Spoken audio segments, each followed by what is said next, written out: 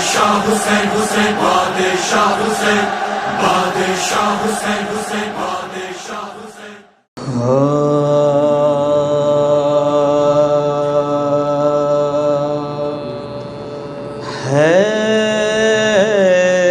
حیدر کی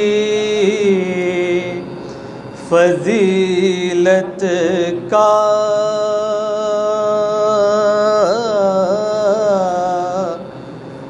بیان ہے اب تک، حیدر کی فضیلت کا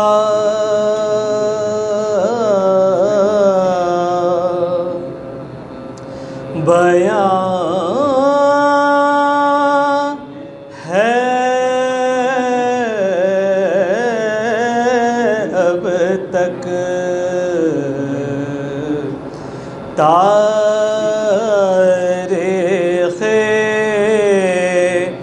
زمانہ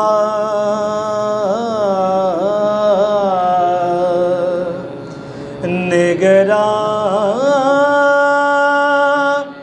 ہے اب تک، تاریخ زمانہ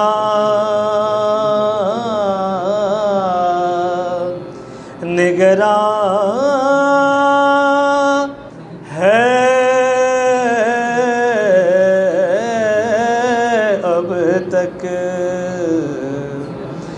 جس در سے گئی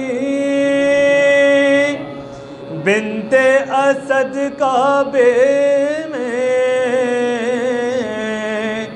جس در سے گئی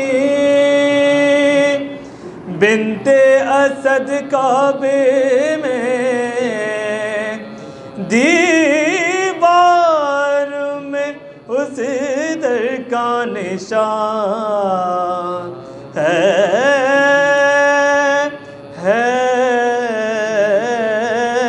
اب تک، حیدر کی فضیلت کا صلوات۔ اللہم صلی علی محمد و آل محمد۔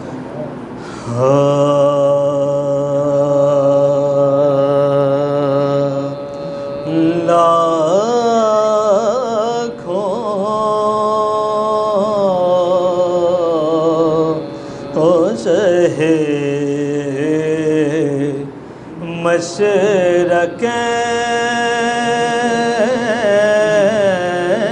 مشرقین کہنے والے، لاکھوں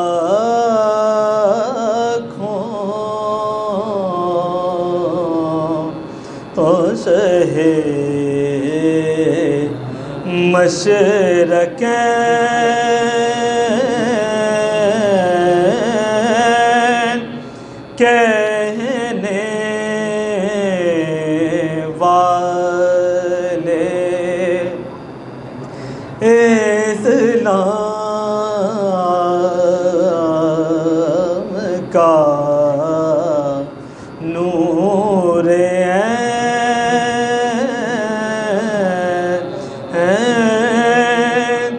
کہنے والے،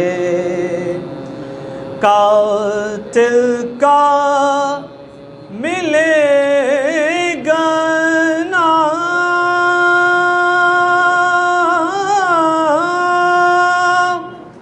لیوا نہ کوئی،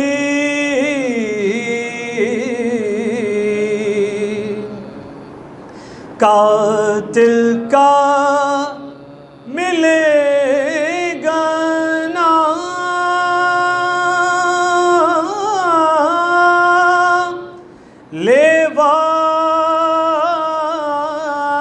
نہ کوئی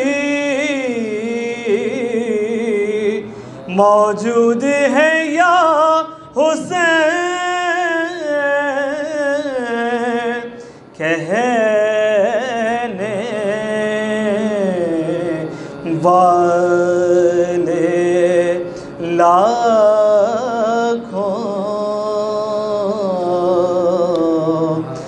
چہے مشرقین نعرہ صلوات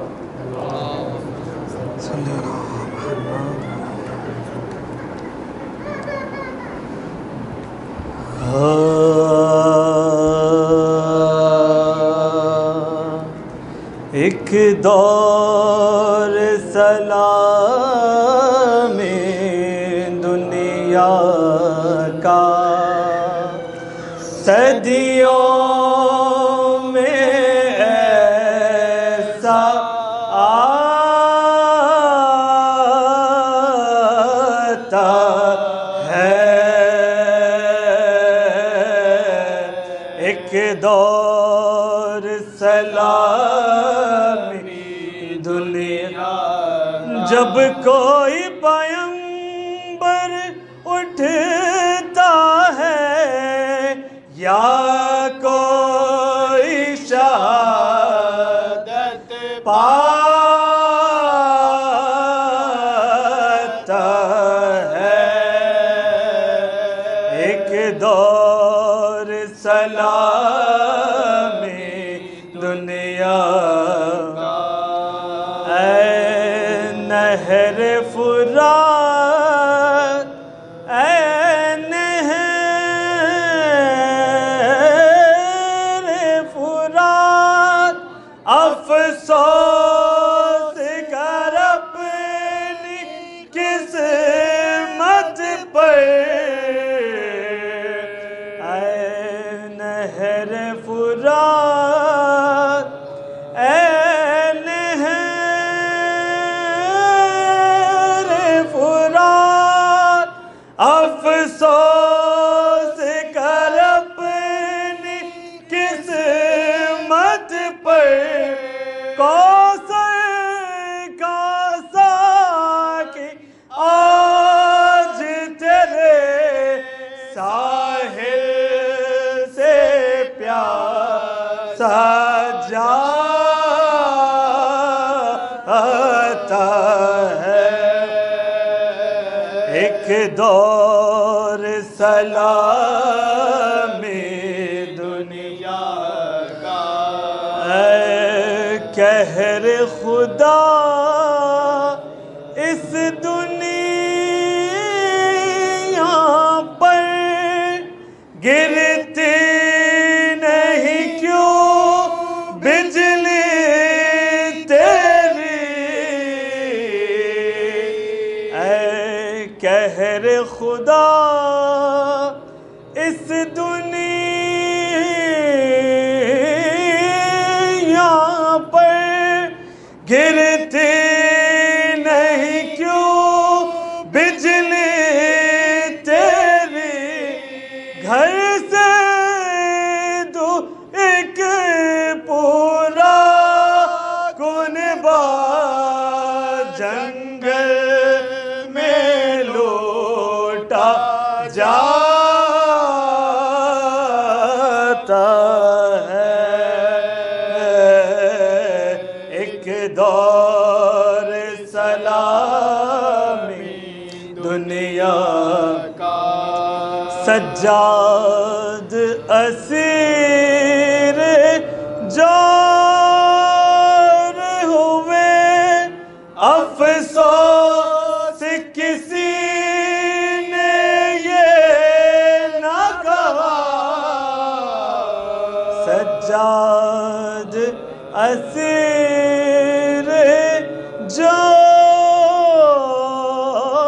جار ہوئے افسوس کسی نے یہ نہ کہا یہ پاؤں ستون کعبہ ہے زنجیر کسے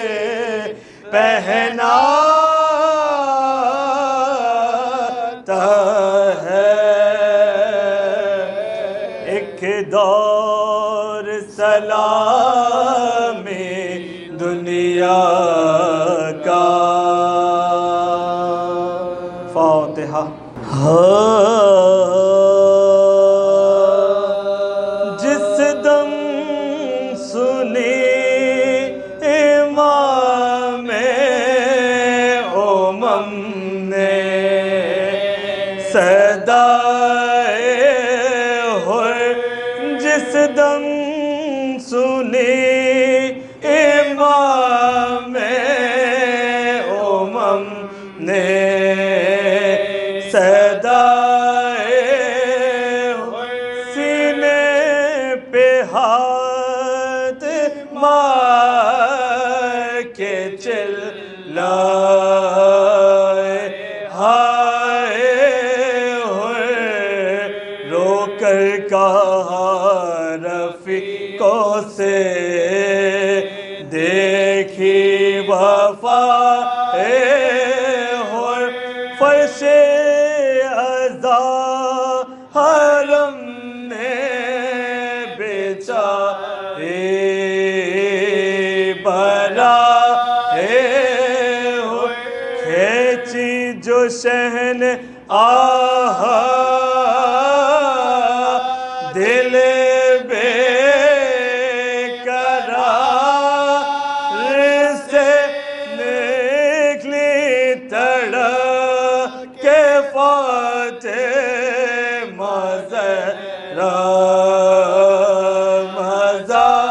مزار سے دوڑے ادھر سے رن کی طرف سید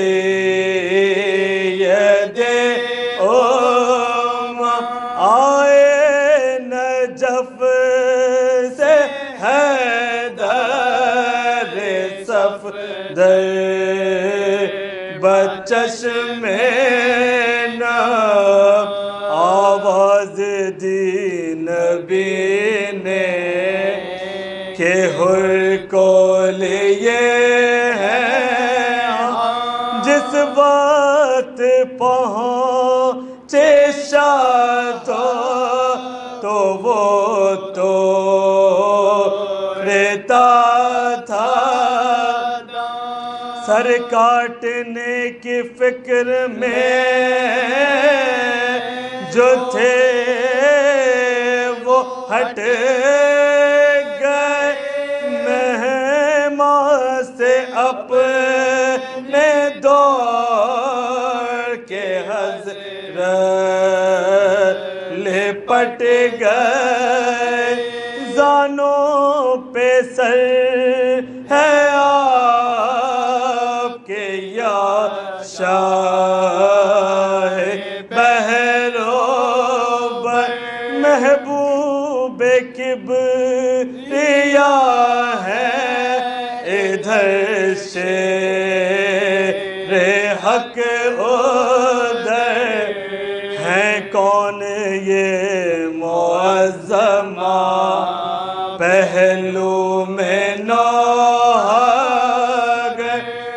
نے کہا کہ روتی ہے برناس تو حشر تک امام دو عالم کے ساتھ ہے ماتم تیرا حسین کے ماتم کے ساتھ ہے جس دم سنی امام اور محمد وآل محمد صلوات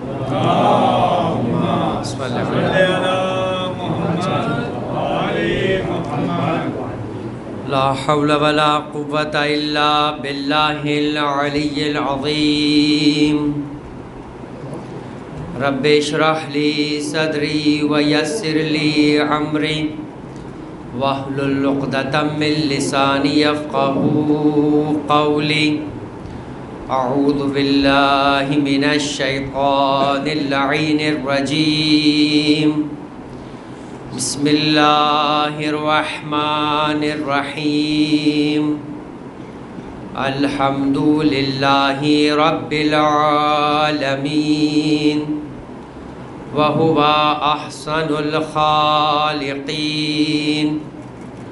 والحمد لله الدال على وجوده بخلقه وبمحدث خلقه على أزليته وباشتباههم على ألا شبه له لا تستلمه المشاعر ولا تحجبه السواتر لافتراق الصانع والمصنوع والحاد والمحدود ورب والمربوب الأحد بلا تأويل العدد ثم الصلاة والسلام على أشرف الأنبياء والمرسلين خاتم النبيين ورحمة للعالمين سيدنا ونبينا ومولانا أبي القاسم محمد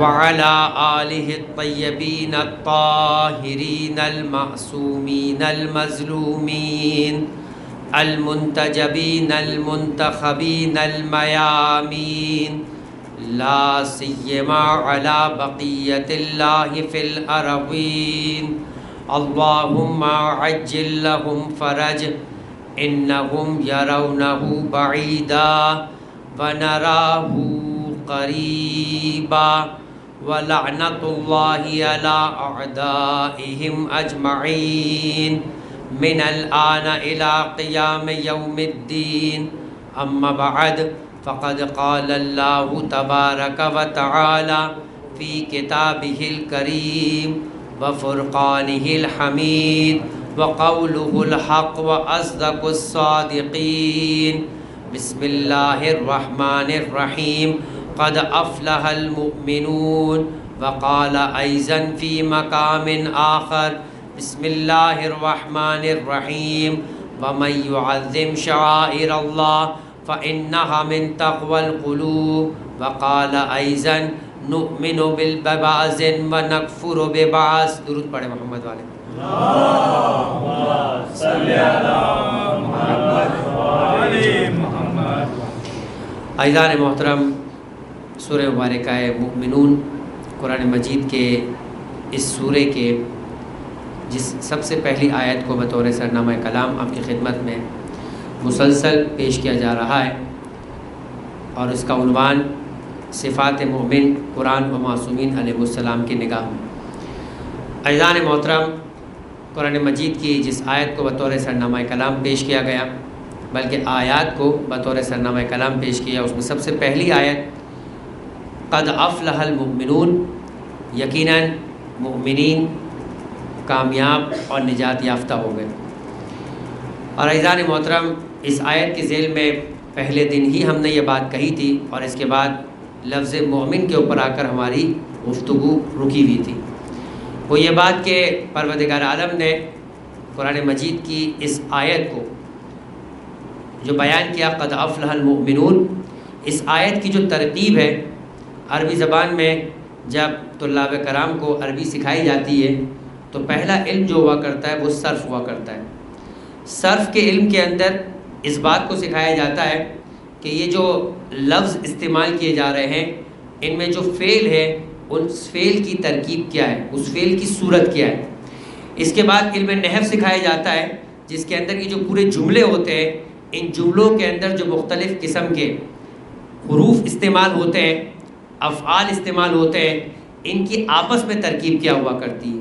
ایک لفظ کی انڈیویجول حیثیت کیا ہے، اور جب جملہ جو ہوا کرتا ہے وہ ایک لفظ سے نہیں بنتا بلکہ کئی الفاظ کا مجموعہ ہوا کرتا ہے تو ان الفاظ کا آپس میں کیا تعلق ہے. تو ان الفاظ کے تعلق کے اعتبار سے جو لفظ قد افلح المؤمنون کے اندر استعمال کیا گیا، یہ بیان کیا گیا تھا یہ قد جو ہے وہ حرف تحقیق ہے. حرف تحقیق کا مطلب یعنی جو معنی کے اندر قطعیت اور یقینی بات کو پیش کیا جانے کے لیے استعمال کیا جاتا ہے. آپ بہت ساری باتیں اپنی زندگی کے اندر کہتے ہوئے نظر آتے ہیں، مگر ہر بات جو آپ کہتے ہیں اس پر آپ کا یقین نہیں ہوا کرتا. مثال کے طور پہ بارش ہوگی تو آپ میں سے کون ہے جو قرآن پر ہاتھ رکھ کے کہہ سکتا ہے کہ آج جو اب تک نہیں ہوئی وہ ہوگی؟ یقیناً پریڈکشنز ہوتی ہے، آپ اس کے مطابق کبھی کسی اپلیکیشن کو دیکھ کر، کبھی ایسٹرونومی کی خبر کو دیکھ کر، کبھی خبر نامے کو دیکھ کر، آج کتنے لوگ تو جو انتظار میں تھے کہ شاید 12 بجے ہو جائے گی، شاید 4 بجے ہو جائے گی، شاید، اور یہی شاید ابھی چل رہا ہے. تو آپ کہہ تو رہے ہیں مگر آپ اپنی بات میں یقین سے اس بات کو نہیں کہہ رہے. لیکن جو کل ہوئی تھی اس کے بارے میں آپ کا کیا یقین ہے؟ آپ کہیں گے یقیناً ہوئی تھی. کوئی شک ہے؟ میں آپ سے کہوں کہ اگر کلام پاک پر ہاتھ رکھ کر قسم کھا کر کہہ سکتے ہیں، آپ کہیں بالکل قسم کھا کے کہہ سکتا ہوں کہ کل بارش ہوئی تھی. لہٰذا عزیزان محترم، جو باتیں کہی جاتی ہے، ہر کہی جانے والی بات کا سٹیٹس ایک جیسا نہیں ہوا کرتا. اب اگر آپ اس جملے کو جو پروردگار عالم نے کہا، پروردگار عالم بھی کلام پاک کے اندر جن جملوں کو استعمال کرتا ہے، ہر جملہ خدا نے کہا ہے، اس پر ہر مسلمان کا عقیدہ ہے. ایک حرف کے بارے میں لفظ نہیں کہہ رہا، میں جملہ نہیں کہہ رہا، میں آیت نہیں کہہ رہا، میں سورہ نہیں کہہ رہا. قرآن مجید کا ایک حرف بھی اگر کوئی شک کر لے کہ یہ قرآن کریم کا لفظ ہے یا نہیں، تو سارے مسلمانوں کا اتفاق ہے کہ وہ کافر ہو جائے. جزء قرآن بھی اگر کسی کو شک ہو جائے تو وہ کافر ہو جائے گا. تو ابھی بات یہ نہیں ہو رہی کہ یہ آیت ہے یا نہیں، آیت تو ہے اپنی جگہ پر، مگر آیت میں جو معنی دیے گئے ہیں کیا وہ معنی کسی یقینی خبر کے بارے میں دیے گئے ہیں؟ مثلا قرآن مجید کی آیت کتنی مشہور ہے. ماہ رمضان کا مہینہ جو 4 مہینے قبل گزر چکا، اس میں آپ آیت اکثر و بیشتر پڑھتے ہیں، یا ایھا الذین آمنو، اے ایمان لانے والو، روزہ رکھو لعلکم تتقون. اس کے معنی کیا ہے کہ اے ایمان لانے والو تم پر روزہ فرض کیا گیا ہے. کتب علیکم الصیام کما کتب علی الذین من قبلکم. یہ جو روزہ فرض کیا گیا یہ یقینی ہے. اس سے پہلے کی امتوں پہ فرض کیا گیا تھا، قرآن کہہ رہا ہے یہ بھی یقینی ہے. مگر روزے کا جو فائدہ بتا رہا ہے تقویٰ، کیا وہ یقینی ہے؟ کہہ رہا نہیں لعلکم تتقون، شاید کہ تم متقی ہو جاؤ. یہاں جو روزہ رکھنے والے وہ قسم کھا کر کہہ سکتے ہیں کہ وہ متقی ہو گئے؟ نہیں کہہ سکتے، اس لیے کہ شاید یہ بتا رہا ہے کہ اس کی کچھ شرائط ہے. اگر آپ نے ان شرائط کا خیال رکھا تو اس نتیجے تک پہنچ جائیں گے، اور اگر شرائط میں سے کسی شرط میں کمی ہو گئی تو روزہ تو رکھا ہوگا، وہ تو یقینی ہے. آپ یہ تو قسم کھا سکتے کہ میں نے روزہ رکھا ہے، مگر یہ قسم نہیں کھا سکتے کہ اس کے فائدے تک پہنچ گئے. عزیزان محترم، اسی طریقے سے قرآن مجید میں جا بجا اس بات کا اعلان کیا گیا کہ بہت ساری چیزیں جو مشروط ہیں، اگر شرط متحقق ہو گئی تو اس کا مشروط بھی یقیناً متحقق ہو جائے گا. لیکن یہ جو ڈیپینڈ ہوا کرتا ہے، جو تھیورمز کے اندر بھی ہوتا ہے، اف اینڈ بٹس کا سلسلہ ہے، جب تک اف محقق نہیں ہوگا، طے نہیں ہو جائے گا، تب تک اس کا بٹ بھی محقق نہیں ہوا کرتا. لہذا عزیزان محترم، لیکن یہ آیت عجیب ہے. آیت کہہ رہی قد افلح المؤمنون، یقیناً مؤمن، اگر مؤمن ہے، یہ اگر کا لفظ بھی میں نے استعمال کیا عزیزان محترم آپ کو سمجھانے کے لیے کہ تھوڑا سا شک آپ کے ذہن میں رہ جائے، مگر قرآن ذرہ برابر بھی شک کی بات نہیں کہہ رہا. قرآن کہہ رہا ہے یقیناً مؤمنین نجات یافتہ ہو گئے. یہ بالکل ایسا ہی ہے عزیزان محترم. ہم عربی زبان کے اندر، یہ معاشرہ عربوں کا نہیں ہے، لیکن بالآخر شریعت کے احکام اسی انداز سے وارد ہوئے. وہ یہ کہ آپ جب معاملات کرتے ہیں تو معاملات کرنے کے اندر اس انداز سے الفاظ استعمال نہیں کرتے، ورنہ شریعت تو کہتی کہ استعمال کیا جائے، بلکہ پورا ایک باب ہے اس بارے میں کہ جو آج خرید و فروخت ہو رہی ہے یہ صحیح بھی ہے یا نہیں. اچھا صحیح نہیں ہوگا تو کیا ہوگا؟ اس کا مطلب ہے کہ جتنے کپڑے آپ بازار سے خرید کے آئے یہ آپ کے ہے ہی نہیں. آپ نے جو رقم اس کو دی ہے وہ آج بھی آپ کی ہے، اور یہ جو کپڑے آپ نے پہنے یہ آج بھی اس دکاندار کے ہیں. یہ ہے اگر خرید و فروخت صحیح نہیں ہوئی. یہ جو گھر ہے یہ آپ کا اپنا گھر ہے. ہم کیوں خالی عباس بھائی کے گھر کے اعتبار سے بات کریں؟ جو گھر بھی آپ نے پرچیز کیا ہے وہ گھر آپ کا نہیں ہے، وہ اسی کا ہے کہ جس کا تھا، اور جو رقم آپ کی اس کے پاس پڑی ہے وہ آج بھی آپ کی ہے. نتیجے کے اندر بہت ساری جب ہم خرید و فروخت کرتے ہیں تو اس میں اسٹیٹس ہوا کرتا ہے، کیا یہ خرید و فروخت حرام ہے، واجب ہے، جائز ہے یا باطل ہے؟ اس میں ایک ہے کہ آپ کی خرید و فروخت باطل ہے۔ باطل کا مطلب کیا ہوا کرتا ہے؟ باطل کا مطلب یہ ہے کہ جو آپ نے چیز خریدی ہے یہ معاملہ صحیح نہیں ہے، آج بھی آپ اپنی چیز کے مالک ہیں اور جو چیز اس کی لے کر آئے اس کا وہ مالک ہے۔ اور یہاں شریعت کہتی ہے کہ پھر ایک ہی طریقہ کار ہو سکتا ہے کہ آپ مصالحت کر لیں کہ ٹھیک ہے بھائی میں نے اس کو اجازت دی استعمال کرنے کی اور آپ نے مجھے استعمال دی اجازت کرنے کی، معاملہ باطل ہے۔ جس طریقے سے اسٹاک ایکسچینج کے اندر یہ جو آپ لوگ فیوچر سیل کرتے ہیں یہ سارے فیوچر سیل باطل ہیں، ٹھیک ہے؟ ابھی مجھے اسٹاک ایکسچینج نہیں سمجھانا، مگر مجھے آپ کو یہ بات سمجھانی کہ جب معاملہ باطل ہوا کرتا ہے تو اس کی کیا نوعیت ہے۔ آج جتنے معاملات اب دنیا میں کر رہے ہیں یہ سارے معاملات جو ہم اردو بولنے والے، انگریزی بولنے والے، یعنی عربی کے علاوہ کسی بھی لینگویج میں بولنے والے جو کر رہے ہیں یہ معاملے صحیح ہے یا نہیں۔ آپ شاید ابھی بھی معاملے کی حساسیت کو نہیں سمجھیں، لیکن میں جو ایک معاملہ کہوں گا اس کی حساسیت سے سب پریشان ہو جائیں گے، بالخصوص جو شادی شدہ افراد ہیں۔ یہ جو آپ نے جتنی بھی شادیاں کر رکھی ہیں یہ صحیح ہے یا باطل؟ اگر یہ باطل ہو جائے تو کیا ہوگا؟ معاملہ باطل ہو جائے تو بہت آسان ہے، آپ کہیں گے ہم نے اس کو اجازت دے دی، مگر شادی باطل ہو جائے تو معاملہ اتنا آسان نہیں ہوگا، کیونکہ معاملہ پھر اولادوں کا بھی ہو جائے گا، معاملہ بہت آگے تک چلا جائے گا۔ تو عزیزان محترم جب آپ نکاح کرتے ہیں تو اسی لیے اجازت تو ہے اس بات کی کہ آپ کیوں مولانا کو بلاتے ہیں اور ان کو وکیل بنواتے ہیں؟ لڑکے کی طرف سے ایک وکیل آتا ہے، ایک لڑکی کی طرف سے وکیل آتا ہے، مولانا ضرورت کیا ہے؟ آپ خود سیکھا پڑھ لیں۔ کہا نہیں مسئلہ نکاح کا ہے، تو کیا ہوا؟ نکاح کا مسئلہ بہت اہم ہے، نماز کا مسئلہ اہم نہیں۔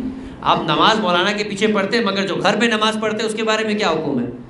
وہ افراد کہ جن کی عربی درست نہیں ہے ان کے لیے حکم ہے واجب کہ وہ جماعت نماز میں شریک ہو۔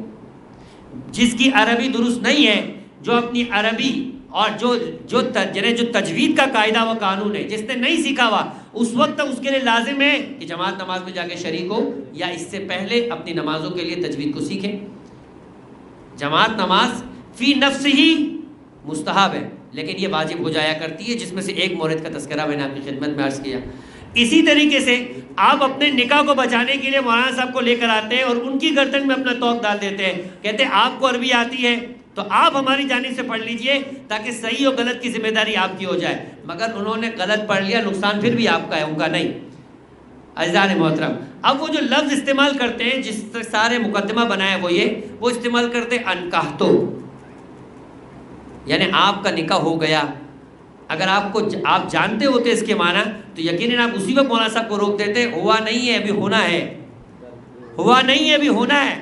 مولانا صاحب آپ ایسا کچھ پڑھائیے کہ جس میں یہ بات ہو رہی ہے کہ میں نکاح کروا رہا ہوں، آپ تو کہہ رہے ہیں نکاح ہو گیا، تو یہ جو ہو گیا وہ تو کوئی پرانی بات ہے، تو کیا کوئی پچھلا جنم ہندوؤں کی طرح کی جس کی بات ہو رہی ہے، یا ان دو کی ملاقات کہیں اور بھی ہوئی تھی؟ جیسے ہمارے درمیان مشہور ہے کہ یہ آسمان میں جوڑے بنا کرتے ہیں، آسمان میں فقط ایک ہی جوڑا بنا تھا، آسمان میں فقط ایک ہی جوڑا بنا تھا، اور وہ ایک ہی ہے کہ جس کا نکاح آسمان پر پہلے پڑھا گیا تھا، زمین پر بعد میں پڑھا گیا تھا، وہ علی و شہزادی کونین کا نکاح ہے۔ درود پڑھے محمد والے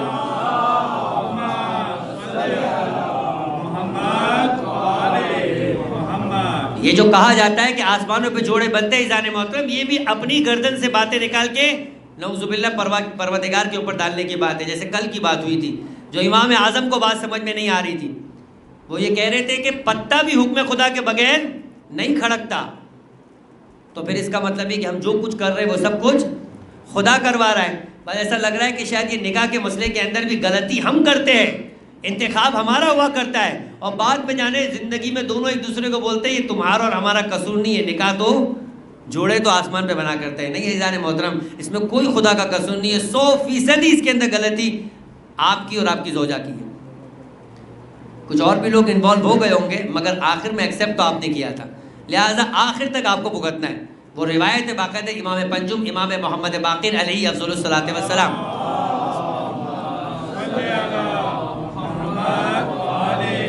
کبھی 5 لوگ ایسے کہ جن کی دعائیں خدا کی بارگاہ میں قبول نہیں ہوگی، 5 لوگ ہیں کہ جن کی دعائیں خدا کی بارگاہ میں قبول نہیں ہوگی، اس لیے کہ دعا وہاں کی جاتی ہے جہاں معاملات آپ کے اختیار میں نہیں ہوا کرتے۔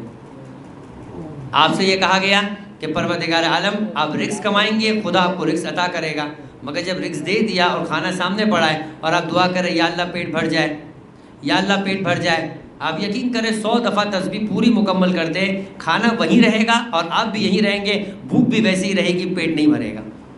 مسئلہ کیا ہے؟ کیا دعا میں طاقت ختم ہو گئی؟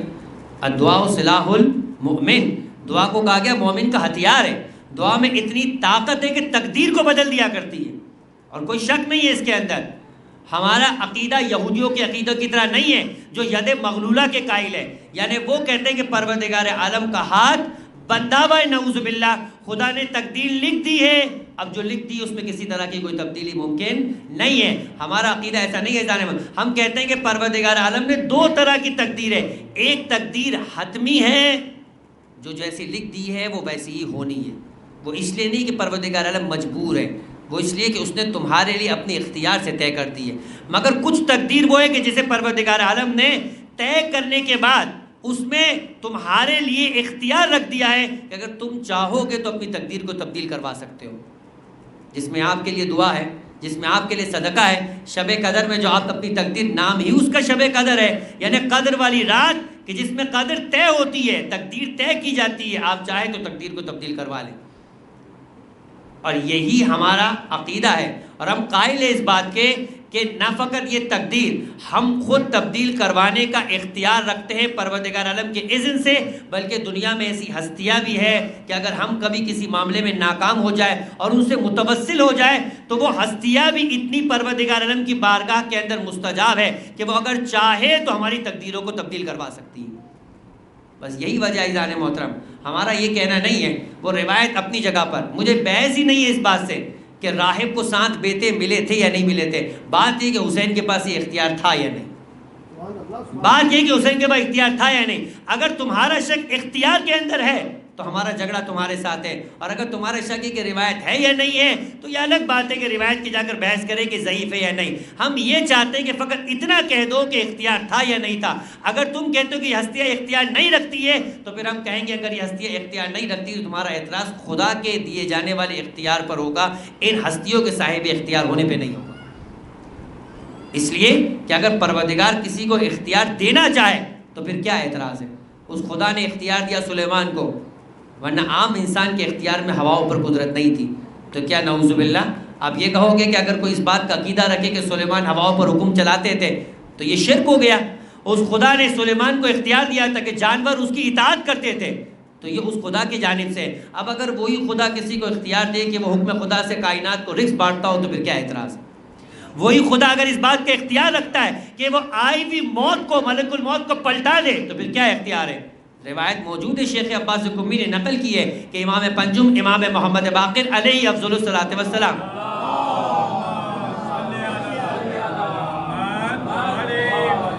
عزیزان محترم، مومنین سے انتظامیہ کی جانب سے درخواست کی جا رہی ہے کہ آپ تھوڑا تھوڑا آگے تشریف لے آئیں تاکہ بعد میں آنے والے جو مومنین ہیں وہ کم سے کم جو ہے وہ زحمت میں آئے اور انہیں بھی بیٹھنے کی جگہ بالکل برابر کے انداز سے ملے.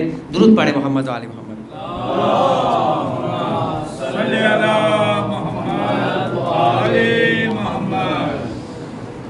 بارے دیگر صلوات.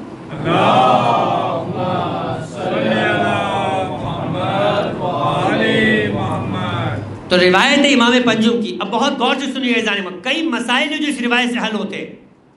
امام پنجم ان سے ملاقات کے لیے شامی آیا کرتا تھا. اہل شام کی تربیت کس انداز کی گئی ہے اہل بیت کے چاہنے والے اس بات کو بہت اچھی طریقے سے جانتے ہیں. 20 سال حاکم شام نے اس انداز سے تربیت کی تھی کہ عربوں کا ایک بہت ہی معمولی اور عام مسئلہ ہے کہ جس کے بارے میں کوئی عرب کسی اعتبار سے شک بھی نہیں کر سکتا، اور وہ یہ مسئلہ ہے کہ اگر میں آپ سے پوچھوں جیسے آج کہ آپ کیا مرد اور عورت کے فرق کے اندر کہیں پر بہک سکتے ہیں تو آپ کا کہنا ہوگا نہیں، ہمیں پتہ چلتا ہے مرد کون ہے عورت کون ہے. اسی اعتبار سے عربوں کے لیے مرد اور عورتوں کا فرق اتنا واضح نہیں تھا جتنا اونٹ اور اونٹنی میں فرق واضح تھا. مگر ایسی تربیت کر رکھی تھی اہل شام کی کہ جب ایک مرتبہ کوفے سے آنے والا ایک شخص اپنے اونٹ کو لے کر شام میں داخل ہو گیا اور کسی شامی نے دعویٰ کر دیا کہ یہ اونٹنی میری ہے. لے کر وہ اونٹ آیا تھا اور دعویٰ اونٹنی پہ کیا جا رہا تھا کہ یہ اونٹنی میری ہے. اور بات اتنی بڑھی کہ حاکم شام کے دربار تک پہنچ گئی. حاکم شام نے ایک مرتبہ کہا، جو طریقہ کار ہے، بھائی جو صاحب ید ہوا کرتا ہے، جس کے ہاتھ میں چیز ہوا کرتی ہے، مالک وہی ہے. یہ گھر جس کا ہے، جو اس میں رہ رہا ہے، وہ اس کا ہے. اگر کوئی دعویٰ کرے تو فرمایا کہ مدعی کے اوپر ہے کہ وہ گواہ پیش کرے. تو لہٰذا ایک مرتبہ اس نے دعویٰ کیا تو کہا گواہ لے کر آؤ. ایک نہیں، دو نہیں، 50 شامیوں کو گواہ کے طور پہ لے کر آ گیا کہ یہ اونٹنی اسی شامی کی ہے. وہ کوفے والے سے تعلق رکھنے والے کوفی نے ہنسنا شروع کر دیا. حاکم شام نے پوچھا تم ہنس کیوں رہے ہو؟ کہا میں اس بات پر ہنس رہا ہوں کہ پہلے یہ تو طے کر لے یہ اونٹ ہے یا اونٹنی. اس کا دعویٰ ہے کہ یہ اونٹنی اس کی ہے جبکہ یہ اونٹنی نہیں، یہ اونٹ ہے. تو حاکم شام نے بھی ہنسنا شروع کر دیا. کہا اپنے علی کو جا کر یہ بتا دینا جو اونٹ اور اونٹنی میں فرق محسوس نہ کرے وہ حق و باطل میں کیا فرق محسوس کرتے ہو. تو اس انداز کی تربیت کی تھی حاکم شام نے، جو دن اور رات میں فرق کرنے کے لیے اپنے حاکم کی پیروی کیا کرتے تھے. یہی وجہ ہے کہ مولا کائنات کا یہ کہنا تھا.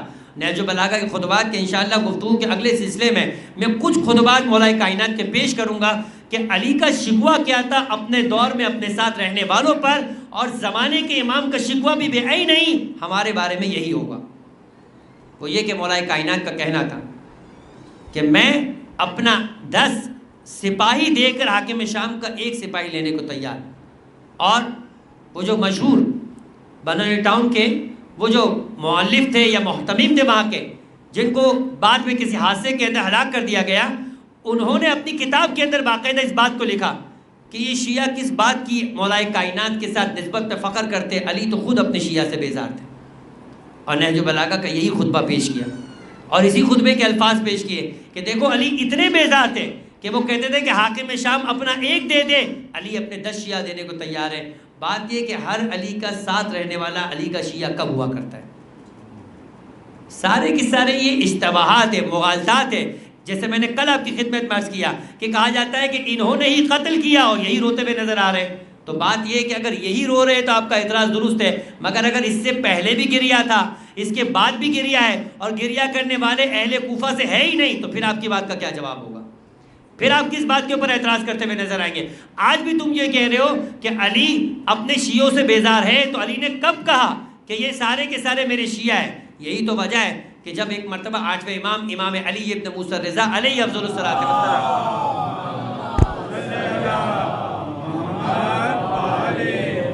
کی خدمت میں آنے کے بعد 8ویں امام کے دروازے پر خراسان سے تعلق رکھنے والے چند افراد آئے اور آنے کے بعد دستک دی. غلام اندر سے باہر آیا. کہا کون؟ کہا امام رضا سے جا کر کہیے گا کہ ان کے شیعہ ان سے ملاقات کو آئے.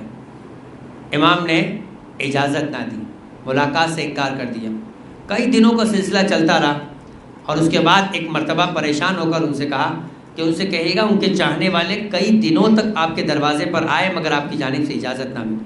اب انہیں ملاقات کی اجازت دے دی گئی. جب وہ اندر داخل ہوئے تو ایک مرتبہ پوچھا کہ اب تک ہم آپ کے دروازے پر آتے رہے اور ہم نے کہا کہ 8ویں امام سے کہ ان سے جا کر کہو کہ ان کے شیعہ آپ سے ملاقات کو آ رہے ہیں، آپ نے ملاقات کی اجازت نہیں دی. آج ہم نے لفظ تبدیل کر دیا اور کہا ان سے کہے گا کہ ان کے چاہنے والے کتنے روز سے پریشان ہیں اور آپ سے ملاقات کی اجازت چاہتے اور آپ نے اجازت دے دی. کہا کل تک بات جو کر رہے تھے وہ جھوٹ تھی، آج جو بات کر رہے وہ سچ تھی.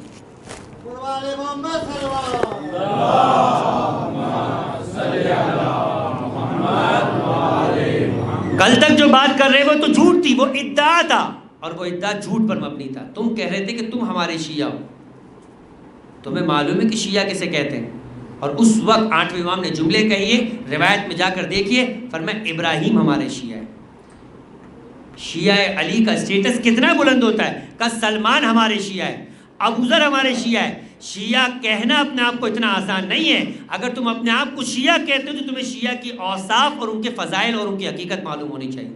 وہی بات ہے جو میں نے موضوع ابتدا کیا، قد افلح المؤمنون کہ یقیناً مومنین کامیاب ہے. مگر تمہیں یہ معلوم ہونا چاہیے کہ مومن کہتے کسے ہیں.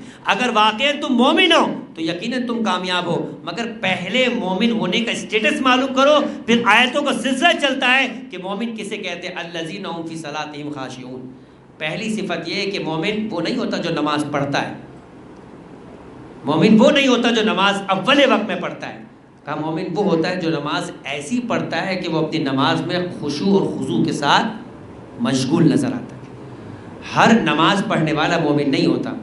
وہ نماز پڑھنے والا مومن ہوا کرتا ہے کہ جس کی نماز اس کے دل کو اپنے رب کے سامنے جھکاتے ہوئے نظر آئے، جو اپنے رب کے سامنے جھک جائے، جو واقع نماز پڑھ کر اس بات کا اعلان نہ کرے کہ خدا کے سامنے جھکنا چاہیے، بلکہ وہ خدا کے سامنے جھکا ہوا ہو.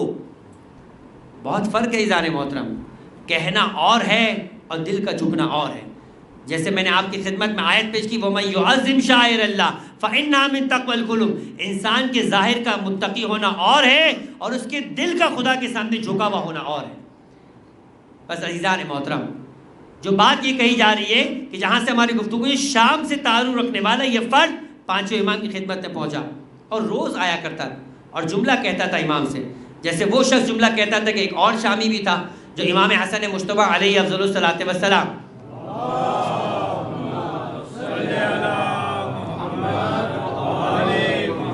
کی خدمت میں حاضر ہوا، اور آنے کے بعد جب مدینے میں داخل ہوا تو ایک مرتبہ اس کا سامنا امام حسن مجتبیٰ سے ہو گیا، اور کسی نے بتایا کہ یہ ابو تراب کے بیٹے حسن مجتبیٰ علیہ السلام. بس جو اس کے دل میں بغض تھا، جو سیکھا تھا، وہ ایک مرتبہ اس نے اس بغض کا اظہار شروع کیا، اور جو کہہ سکتا تھا وہ اس نے امام کو جسارت اور توہین کے الفاظ کہنا شروع کیے.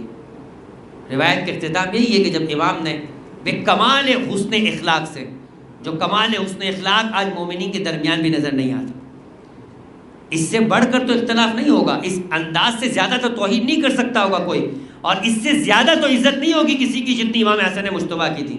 ایک لمحے کے لیے انسان سوچے، اختلافات ہو جاتے ہیں، نظریات جدا ہوتے ہیں، باتیں جدا ہو جاتی ہے، مگر کیا ان باتوں کے جدا ہونے کے بعد جو حسن کا ماننے والا ہے اس کا اخلاق حسن کا اخلاق کی طرح ہونا چاہیے، اور جو شامی کے ماننے والے یا شام کی تربیت یافتہ جنہوں نے تربیت کی ان کی اخلاق والے ہیں تو ان کا وہی اخلاق ہونا چاہیے. ہمارے جب اختلافات ہوتے ہیں تو ہمارے طریقہ کار کیا ہوا کرتے ہیں، ہم کس طریقے سے ایک دوسرے کو رسپانس کرتے ہوئے نظر آتے ہیں، وہی انداز نظر آتا ہے جو امام حسن مجتبیٰ کی وہ روایت کے تحت نظر آتا ہے کہ آخری زمانے کے اندر مومن ایک دوسرے کے چہرے پہ تھوکتے ہوئے نظر آئیں گے، ایک دوسرے پر لعنت کرتے ہوئے نظر آئیں گے، ایک دوسرے کو تان کرتے ہوئے نظر آئیں گے. یہ جو روایت کے الفاظ ہے علامت مومن میں وہ پورے ہوتے ہوئے نظر آ رہے ہیں. لیکن یہ واقعہ درس ہے اس بات کا کہ اگر کوئی امام حسن مجتبیٰ کی سیرت پر عمل کرنے والا ہے جس نے کئی مرتبہ ان روایات کو سنا ہے تو سننا اور ہے، ماننا اور ہے. سننا تو حاکم شام کی سیرت میں بھی موجود تھا، سننا حاکم شام کی سیرت میں موجود تھا. جب عدی ابن حاتم طائی کا بیٹا جس نے اللہ کے رسول کے دور میں اللہ کے رسول کے ہاتھ پر اسلام قبول کیا اور مولا کائنات کا انتہائی قریبی ساتھی اور انتہائی سچا عاشق تھا. اس کے 3 بیٹے تھے، طرفہ، طریف اور طارف. تینوں مولا کائنات کی محبت میں ان کے ہم رکابی کے اندر جنگ صفین میں شہید ہو گئے. مولا کائنات کی شہادت کے بعد کسی کام سے عدی ابن حاتم کا شام جانا ہوا، اور ایک مرتبہ جب حاکم شام سے ملاقات ہوئی تو کہا کہ این الطرفات، ان تینوں کو ملا کر ایک اس میں جم بنایا گیا کہ این الطرفات، تمہارے 3 بیٹے طرفہ، طریف و طارف کہاں گئے؟ فرمایا وہ علی کے ساتھ علی کی محبت میں جنگ میں شہید ہو گئے. علی نے تمہارے ساتھ انصاف نہیں کیا، علی نے تمہارے ساتھ انصاف نہیں کیا، اپنے بچوں حسن اور حسین کو بچا لیا اور تمہارے بچوں کو نعوذ باللہ شہید کروا دیا. دیکھیں جو چاہنے والا ہوتا ہے وہ بے ساختہ کہتا ہے. ایک مرتبہ کہا میں نے علی کے ساتھ انصاف نہیں کیا، علی اس دنیا سے شہید ہو گئے، میں علی کے ساتھ شہید نہ ہو سکا. تم سے کس نے کہا کہ جو شہید ہو جاتا ہے وہ خسارے اور نقصان میں ہوا کرتا ہے؟ میں تو خوش ہوں اس بات پر کہ وہ علی جیسے کی جان بچاتے ہوئے علی جیسے کے حکم کے اوپر اپنے آپ کو شہید کر گئے. اور ایک مرتبہ حاکم شام نے دیکھا کہ دال یہاں نہیں گلی تو کہا اچھا جس علی کی تم اتنی تعریف کر رہے ہو اس علی کے اوصاف تو سناؤ. حاکم شام نے کہا میں اس علی کی کیا وصف تمہیں سناؤں، مجھ میں کہاں وہ ہمت اور طاقت ہے اور کہاں میری زبان کے اندر وہ قدرت ہے. میں تو تمہیں صرف اتنا کہتا ہوں کہ علی اس ذات کا نام ہے جو خدا کی بارگاہ میں اتنا زیادہ ضعیف اور کمزور تھا کہ راتوں کو جاگ کر پروردگار عالم کی بارگاہ میں اس انداز سے کانپا کرتا تھا جیسے سانپ سے کاٹے ہوئے بدن کانپا کرتے ہیں، اور دشمن کے مقابلے میں چٹان کی طرح تھا کہ وہ جھٹ جایا کرتا تھا اور وہ اپنے مقام سے ہلا نہیں کرتے تھے. عزیزان محترم، حاکم شام کو بھی سننے کا شوق تھا کہ مولا کائنات کے کیا فضائل، مگر بات یہ کہ سننا اور ہے اور کمال اخلاق اور کمال اخلاق معصومین کو اختیار کرنا اور ہے. اب یہ جو شامی تھا جو حاکم جو حاکم شام ہی کا تربیت یافتہ، اتنے سالوں کا تربیت یافتہ کہ امام پنجم کی خدمت میں آتا ہے، اور روز امام پنجم کی صفت آپ کو معلوم ہے کہ امام پنجم اور امام ششم یہ دونوں کے ادوار ایسے گزرے تھے کہ علوم آل محمد کو کثرت سے پھیلایا، اتنی کثرت سے پھیلایا کہ 20,000 شاگردوں کی تعداد کو پانچویں اور چھٹے امام نے تیار کیا۔ 20,000 کی تعداد، آج آپ الفاظ کے اعتبار سے، تعداد کے اعتبار سے سن رہے ہیں، آپ کو بہت آسان لگ رہا ہے، لیکن یہ آسان تعداد نہیں ہے۔ 20,000 شاگردوں کی تعداد، حتیٰ یہ کہ شیخ عباس قمی یہ کہتے ہیں کہ راوی کہتا ہے کہ جب امام جعفر صادق علیہ افضل الصلاۃ والسلام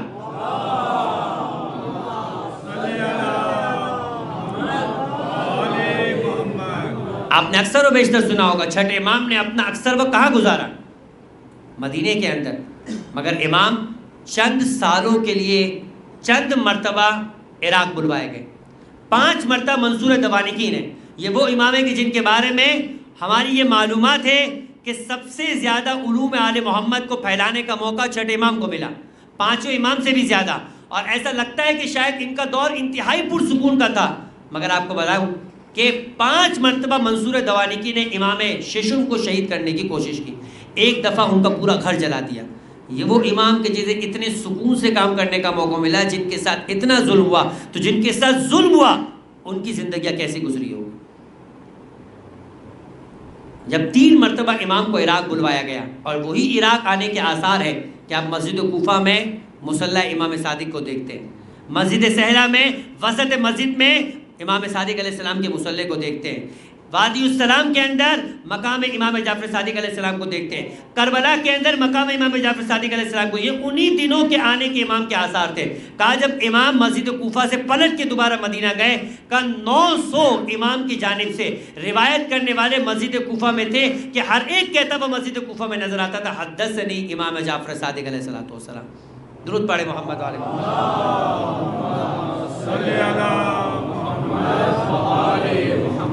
اہل ایمان، مکتب اہل بیت کے چاہنے والے بولتے کہ ہم کام کیا کریں؟ جب اہل بیت کو سکون کا دور ملتا ہے، یہ کام اہل بیت کی جانب سے کیا جاتا ہے، جو کام نسلوں تک محفوظ رہا کرتا ہے۔ آج تک جو فقہ آل محمد بچی ہوئی ہے وہ امام پنجم اور چھٹے امام کی وہ زحمتیں ہیں کہ جن کے اصحاب نے ان کو آگے بچھایا۔ یہی 5 امام عزیزان محترم جب علمی محفل لگایا کرتے تھے، شام کا آنے والا یہ شخص امام کی محفل میں شریک ہوا کرتا تھا، اور عجیب جملہ کہتا تھا، مجھے آپ سے انتہائی بغض ہے، میں آپ کی محبت میں یہاں نہیں بیٹھا کرتا، آپ کے کلام کی محبت میں یہاں بیٹھا کرتا ہوں۔ اب بات سن رہے ہیں عزیزان محترم، بعض اوقات لوگوں کو شخصیات سے بغض ہوا کرتا ہے، شخصیات سے دشمنی ہوا کرتی ہے، مگر کلام اتنا خوبصورت ہوا کرتا ہے کہ وہ بغض و دشمنی کے باوجود وہ کلام سننے پر آ جایا کرتا ہے۔ یہی وجہ ہے کہ 8ویں امام امام علی ابن موسیٰ رضا علیہ افضل الصلاۃ والسلام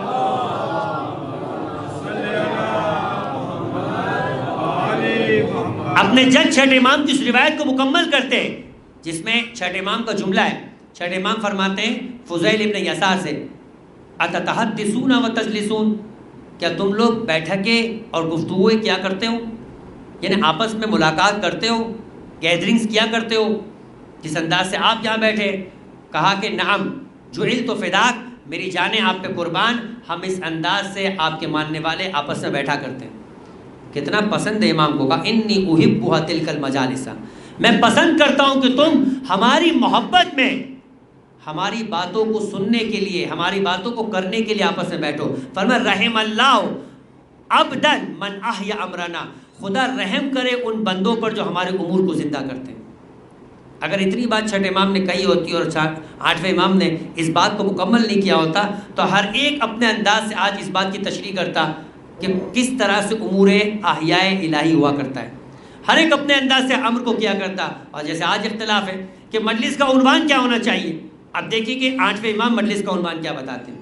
8ویں امام نے فرمایا علی ابن عبدالسلام حروی کو، فرمایا کہ رحم اللہ عبدا من احیا امرنا، خدا رحم کرے ان بندوں پہ جو ہمارے امور کو زندہ کرتے ہو۔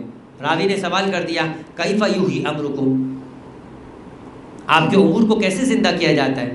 فرمایا ہمارے علوم کو، ہماری باتوں کو لوگوں تک پہنچاؤ، جب وہ ہمارے کلام کی خوبی کو سنیں گے تو خود بخود ہمارے دین کی طرف آ جائیں گے۔ یہ بات ہے عزیزان محترم کہ جو امام پنجم کے سامنے اس شامی نے اعتراف کی. یہ روایت ہے اور یہ واقعہ ہے کہ شامی جیسا شامی جو بغض آل محمد میں بھرا ہوا تھا خود کہتا ہے اس بات کو کہ مجھے آپ کی شخصیت سے نفرت ہے, میں آپ سے بغض رکھتا ہوں, میں آپ کی دشمنی میں بھرا ہوا ہوں, مگر آپ کا کلام اتنا خوبصورت ہے, آپ کا علم اور آپ کی کہی ہوئی باتیں اتنی زیادہ علم سے بھری ہوئی ہوتی ہے کہ میرا دل چاہتا ہے کہ میں آپ کی محفل میں آ کر بیٹھوں. امام نے کچھ جواب نہ دیا. سالوں تک وہ امام کی محفل میں آتا رہا. کبھی شام جاتا تھا, کبھی مدینے آتا تھا, کبھی شام جاتا تھا, کبھی مدینے جاتا تھا. ایک مرتبہ جب شام سے پلٹ کے مدینے آیا تو اس کی طبیعت بگڑ چکی تھی, حالت اتنی خراب ہو چکی تھی کہ وہ جان کنی کے عالم میں تھا, احتضار کے عالم میں آ چکا. اور ایک مرتبہ اس نے اپنے ولی کو یہ کہا کہ امام پنجم تک جا کر میرا یہ پیغام پہنچانا کہ اگر میں مر جاؤں تو میری نماز جنازہ آپ ہی پڑھانا. کس مذہب کا تھا اور کس مکتب کے لیے نماز پڑھانے کو کہہ رہا ہے. انسان اپنی بسم اللہ اچھی نہ کرے مگر اپنا اختتام تو اچھا کرنا چاہتا ہے. کوئی اپنا پوری زندگی اگر کسی مذہب کا ماننے والا ہو, اگر عمل نہ کرے تو کم سے کم چاہتا ہے کہ میری نماز تو درست ہو جائے, میری آخری وقت کی نماز اور میری رسومات درست طریقے سے انجام دیا جائے. میں کہوں گا تو کس مذہب کا ماننے والا ہے, اپنی نماز کس سے پڑھوا رہا ہے؟ تو ایک مرتبہ کہا کہ میری نماز امام پنجم سے کہنا کہ نماز جنازہ وہ پڑھائے. ولی کہتا ہے کہ فجر کے وقت کا قریب تھا, ہمیں اس بات کا اطمینان و یقین ہو گیا کہ یہ مر گیا. ہم نے اس کے چہرے کے اوپر چادر ڈالی اور ایک مرتبہ ولی کہتا ہے کہ مسجد نبوی میں جا کر بیٹھ گیا. میں نے دیکھا کہ امام پنجم فجر کی نماز سے فارغ ہوئے اور تعقیبات میں مصروف ہیں.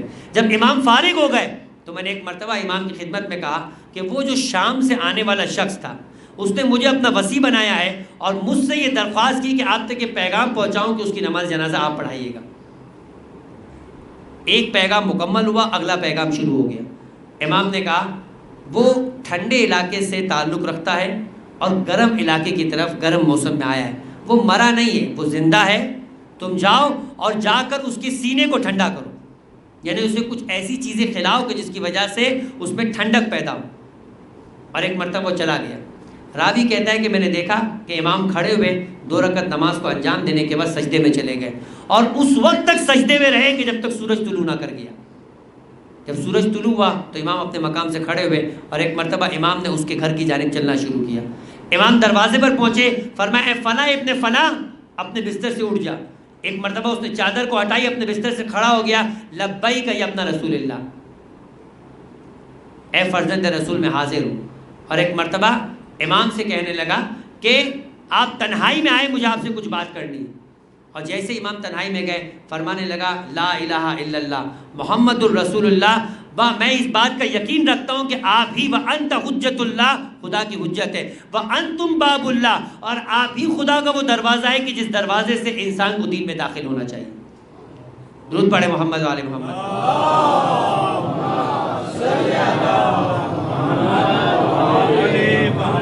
امام نے فرمایا تو نے ایسا کیا دیکھ لیا کہ جس کی وجہ سے اس انداز کا اظہار کرنے پہ مجبور ہوا؟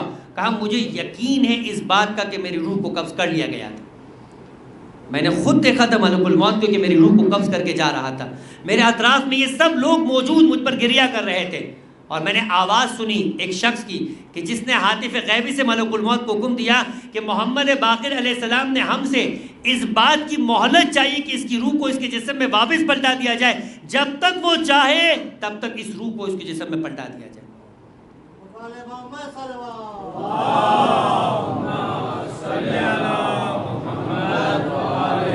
عزیزان محترم, یہ اختیار ان صاحبان اختیار کا کہ اگر خدا انہیں اختیار دیتا ہے ان کے ان مقام کی عظمتوں کی وجہ سے, اور چونکہ یہ اتنے عظیم ہیں کہ انہوں نے اپنا سب کچھ ان پہ قربان کر دیا. میں منزل مصائب کی جانب بڑھ جاؤں کہ جب علامہ ہلی نے شک کیا تھا اس بات پر, میں کہوں گا شک نہیں کیا تھا, وہ چاہتے تھے کہ اس بات کو سمجھے کہ حسین کا مقام تو بہت بلند ہے, مگر حسین کے ظاہر کا مقام اتنا بلند ہے کہ اس کو قدم قدم پر جو قدم حسین کی زیارت کے لیے اٹھ رہا ہے اس پر حج کا ثواب دیا جاتا ہے. ایسا کیوں؟ تو یہی تو سمجھایا تھا امام زمانہ نے علامہ ہلی کو کہ جس نے اپنا سب کچھ خدا پہ قربان کر دیا ہو, اگر وہ اپنے خزانے سے حسین کے چاہنے والے اور حسین کی زیارت کرنے والے کو یہ دے دے تو تمہیں شک کس بات پر, تمہیں سمجھنا کس بات کو؟ عزیزان محترم, ہم صرف انہیں ملنے والے اختیارات کی طرف توجہ دیتے ہیں مگر یہ نہیں دیکھتے کہ ان کی زحمت خدا کی بارگاہ میں کیا ہے. جنہوں نے اپنا سب کچھ خدا کی بارگاہ میں قربان کر دیا. اور کیا اختیار رکھنے والا. ایک لمحے کے لیے سوچے کہ جس کے پاس اتنا اختیار ہو، جو کائنات کو زیر و زبر کر سکتا ہو، جو سورج کو جو ڈوب چکا ہو اسے دوبارہ مشرق سے ابھار سکتا ہو، جو اتنا اختیار رکھنے کے باوجود حکم خدا سے اپنے آپ کو اس انداز سے قربان کر دے، نہ فقط خود کو قربان کر دے بلکہ اپنا پورا کنبہ قربان کر دے. اور پھر جو ایسے کی چاہت میں اپنے آپ کو قربان کر دے، پھر اس کا مقام کیا ہوا کرتا ہے. عزیزان محترم، حبیب ابن مظاہر کسی چھوٹی شخصیت کا نام نہیں. روایت یہ بتاتی ہے کہ حبیب اس ذات کا نام ہے کہ مدینے کے اندر اللہ کے رسول اپنے صحابہ کے ساتھ گزر رہے تھے اور ایک مرتبہ چند بچوں کو کھیلتے ہوئے دیکھا. ان بچوں میں سے ایک بچے کے قریب اللہ کے رسول زمین پر بیٹھ گئے. کائنات کا اتنا بڑا نبی زمین مدینے پر بیٹھ گیا ایک بچے کے احترام میں اور اس کی محبت میں، اور اسے اپنی گود میں لیا. اسے چومتے جاتے تھے. صحابہ نے پوچھا اتنے بچوں کے درمیان اس ایک بچے کے لیے زمین پر بیٹھ جانا اور اسے اتنا چومنا، کہ تم نہیں جانتے میں نے دیکھا ہے کہ یہ بچہ میرے حسین کے پیچھے پیچھے چلتا تھا اور حسین کے قدموں کی خاک کو اپنے سر پر رکھتا تھا، کبھی اپنے چہرے پہ لگاتا تھا. ارے جو میرے حسین سے اتنی محبت کرتا ہے میری محبت بھی اس پر قربان. اور کہا کہ فقط اتنا نہیں، مجھے جبریل نے جا کر خبر دی ہے یہ میرے حسین کی محبت میں اپنی جان کو حسین پہ قربان کرے گا. بس عزیزو، جب حسین کربلا پہنچ چکے تو ایک مرتبہ 1 محرم 2 محرم 3 محرم کے دن گزر رہے. لشکر یزیدی کے اندر اضافہ ہوتا جا رہا ہے. بہن زینب جب کبھی فضا سے پوچھتی ہے پتہ چلتا ہے کہ آنے والا سوار لشکر یزیدی کے اندر رسالہ اور فوج کا لشکر میں اضافہ کرنے کے لیے آ رہا ہے. ہر بار بہن زینب پوچھتی تھی کوئی نہیں ہے جو اس بھری دنیا میں میرے حسین کا ساتھ دینے کے لیے آئے. ایک مرتبہ زینب نے حسین سے کہا کیا اس دنیا میں کوئی ایسا نہیں ہے جو آپ کی مدد کو بھی آئے. ایک مرتبہ کہا ہاں میرے بچپن کا ایک دوست ہے جس کا نام حبیب ابن مظاہر ہے. ایک مرتبہ قاصد سے خط لکھوایا. قاصد خط لے کر پہنچا، دروازے پہ دق الباب کیا، پوچھا حبیب نے مائن من انتا، کون ہے؟ کہا برید الحسین، میں حسین کا قاصد ہوں. حبیب دوڑتے ہوئے گئے اور ایک مرتبہ دروازے کو کھولا، قاصد کو گلے لگایا، خط کو لیا. حبیب نے اپنے سر و پیشانی پہ رکھ کے لبوں سے چوم کر ایک مرتبہ خط کھولا. عزیزو سنو گے کیا قربت کے انداز میں حسین نے اپنے دوست کو بلایا کہ من الحسین ابن علی الى رجل فقیہ حبیب ابن مظاہر. ارے یہ حسین ابن علی کی جانب سے اپنے بچپن کے دوست حبیب ابن مظاہر کی جانب خط ہے. حبیب تم ہمارے رسول سے کرامت کو جانتے ہو اور تم سے بہتر ہماری معرفت کون رکھے گا. بس اتنا سن لو کہ فرزند رسول بنات رسول کے ساتھ دشمنوں کے نرگے میں پھنس گیا ہے. انت ذو شیمت بغیرت، تم آزاد بھی ہو اور غیرت مند بھی ہو، بس جلد سے جلد حسین کی مدد کو پہنچو. ایک مرتبہ حبیب اندر داخل ہوئے.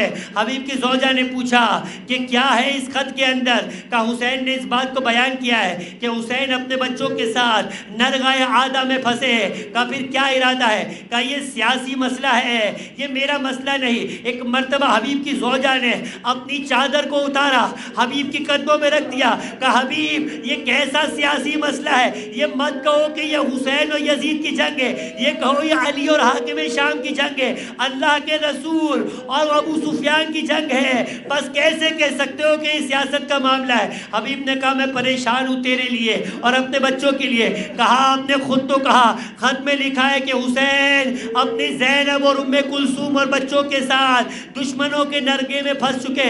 ارے آپ کو شہزادی زینب اور ام کلثوم کی پرواہ نہیں، آپ ہماری پرواہ کر رہے. جو خدا ان کی حفاظت کرے گا وہ خدا ہماری حفاظت کرے گا. حبیب نے کہا ارے او آزاد یافتہ شریف زادی، میں تمہارا امتحان لینا چاہ رہا تھا.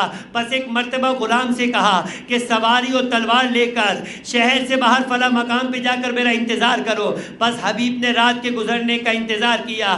حالات خراب تھے. تنہائی میں حبیب گلیوں سے گزر کے جب سواری تک پہنچنا چاہ رہے تھے تو کچھ تاخیر ہو گئی. غلام نے اسپِ با وفا کو دیکھا کہ آنکھوں سے جانوروں کے آنسو روا ہے. بس میں کہوں گا عزیزو یہ جانور بھی حسین کی محبت کے اندر مصروف تھے. ایک مرتبہ اس جانور کی گردن میں اپنی باہوں کو ڈال کر غلام کہنے لگا اے میرے آقا کے گھوڑے پریشان نہ ہو، اگر آقا تجھ تک نہ پہنچا میں تجھ پہ سوار ہو کر اپنے مولا حسین کی مدد کو جاؤں گا۔ حبیب نے دور سے سنا، اپنے سر کو پیٹ کے کہا ارے نہیں معلوم فرزند رسول پہ کیا غربت کا وقت آ گیا کہ غلام بھی اپنی جانیں نچھاور کرنے کو تیار ہے۔ حبیب نے غلام سے کہا میں نے خدا کی راہ میں تجھے آزاد کیا، ہاتھ کو جوڑ کر کہا مولا اب تک آپ کی خدمت کا موقع تھا تو میں نے آپ کی غلامی کی، اب آپ کے آقا حسین کی خدمت کا موقع ہے تو آپ مجھے محروم نہ کریں۔ حبیب نے اپنے غلام کو ساتھ لیا، کربلا کی طرف چلنا شروع کیا۔ حسین نے 12 علم تقسیم کیے تھے، عباس علمدار کے پاس ایک علم باقی تھا۔ کہا مولا یہ علم کس کا ہے؟ کہا اس کا صاحب آنے والا ہے، کچھ دیر انتظار کرو۔ کوفے کی جانب سے گرد اٹھتے ہوئے نظر آئے۔ ایک مرتبہ حسین نے کہا جاؤ علی اکبر و بھیا عباس، جا کر میرے بچپن کے بھائی حبیب کا انتظار کرو۔ حبیب کو استقبال کرنے کے لیے یہاں سے حسین کے یہ 2 سپاہی آگے بڑھے۔ جیسے ہی حبیب نے ان کو آگے آتے ہوئے دیکھا، سواری سے قریب آ کر اپنے آپ کو سواری سے گرا دیا اور ایک مرتبہ حسین کی جانب چلنا شروع کیا۔ حسین اور حبیب کی ملاقات ہوئی، لشکر حسین میں خوشی کے مارے نعرہ تکبیر بلند ہونا شروع ہوئی۔ زینب کے خیموں تک آوازیں گئی۔ شہزادی زینب نے کہا ارے اماں کی کنیز فضہ یہ بتاؤ حسین کے میرے بھائی کے لشکر میں یہ تکبیروں کی صدائیں کیوں ہیں؟ اب جو فضہ گئی اور آ کر خبر دی کہ حسین کے بچپن کا دوست حسین کی نصرت کو حبیب آ گئے ہیں، ایک مرتبہ کہا جاؤ اماں فضہ، جا کر حبیب کو کہو کہ شہزادی فاطمہ کی بیٹی تم کو سلام کرتی ہے۔ ارے حبیب نے سر کو پیٹ کر کہا واہ رے غلام زادے، یہ تیرا نصیب کہ زہرا کی بیٹی تجھے سلام کرتی ہے۔ بس ایک مرتبہ عزیزو کل کا عاشور کا دن پڑا اور اس انداز سے ایک ایک کر کے لوگ شہید ہوتے گئے۔ ایک وہ وقت آیا کہ ظہر کا وقت تھا، حبیب و مسلم نے جا کر لڑنا شروع کیا، مسلم ابن اوسجہ شہید ہو گئے۔ ایک مرتبہ حبیب نے مسلم سے یہ کہا کہ مسلم میں اور تو کچھ زیادہ فاصلہ نہیں ہے ورنہ تم سے وصیت کرنے کو کہتا، لیکن خواہش ہو تو کچھ کہو۔ ابھی مسلم میں کچھ جان باقی تھی، اشارہ کر کے کہا اسی کا بہذا، اور کوئی وصیت تو نہیں، فقط اتنا کہ جب تک زندہ رہو حسین کا خیال رکھنا۔ حبیب نے ایک مرتبہ کہا مسلم یہ بات کہنے کو نہیں ہے، حبیب کا ایک ایک خون کا قطرہ حسین کے قدموں پہ قربان۔ بس عزیزو جان تو یہ حبیب کس کا نام ہے؟ کہتے ہیں کہ شب عاشور زینب نے اپنے بھائی سے کہا کہ دیکھو حسین اب تک جتنے بھی ساتھی تھے کسی نے کبھی ہمارے ساتھ وفا نہ کی، نانا رسول خدا کو میدان میں چھوڑ کے چلے گئے، بابا علی مرتضیٰ کو بعد از رحلت رسول چھوڑ دیا، بھیا حسن مجتبیٰ کو تنہا کر دیا، آپ نے اپنے اصحاب کا امتحان لے لیا۔ کہتے ہیں کہ خیمے کے باہر ہلال کے کانوں تک یہ آواز پہنچی، ہلال پہنچے اصحاب کے خیمے میں، کہا حبیب ابن مظاہر غضب ہو گیا۔ کہا کیا ہو گیا؟ کہا شہزادی زینب کو ہماری نصرت پہ بھروسہ نہیں، اتنا سننا تھا کہ حبیب نے آواز دی اے حسین کے جان نثارو اپنے خیمے سے باہر آ جاؤ۔ کہا زینب کو یقین دلانا ہے، فرزند زہرا کے ساتھ ارے بنت رسول کو یقین دلانا ہے کہ ہم اپنی جان حسین پہ قربان کر دیں گے۔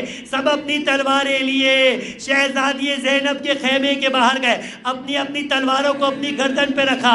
حسین باہر آئے، کہا حبیب کیا ہوا؟ کہا آپ ابھی حکم دیجئے، ہم حضرت زہرا کی بیٹی جناب زینب کو بتانا چاہتے، آپ حکم دیں، اپنی تلواروں سے اپنی گردنوں کو کاٹ کر آپ کے گردن میں رکھ دیں گے۔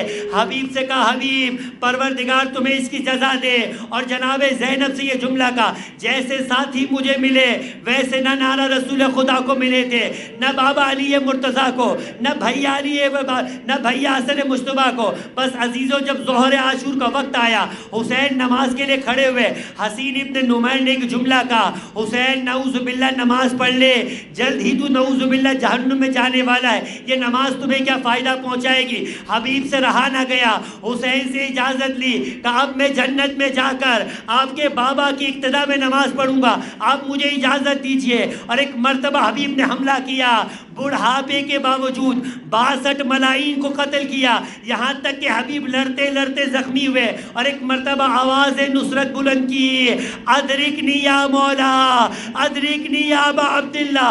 حسین جو غلام جون کے اور حر کے بیٹے کے لاشے پر پہنچے تھے، کیسے حبیب کے لاشے پہ نہ پہنچتے؟ حسین دوڑ کر گئے، حبیب کے سر کو اپنے زانوں پہ رکھ کر ہاتھوں کو خدا کی بارگاہ میں بلند کیا، اللہم انا اشکو، پروردگارا میں تیری بارگاہ میں شکوہ کرتا ہوں۔ حسین کے ساتھی ایک ایک کر کے کم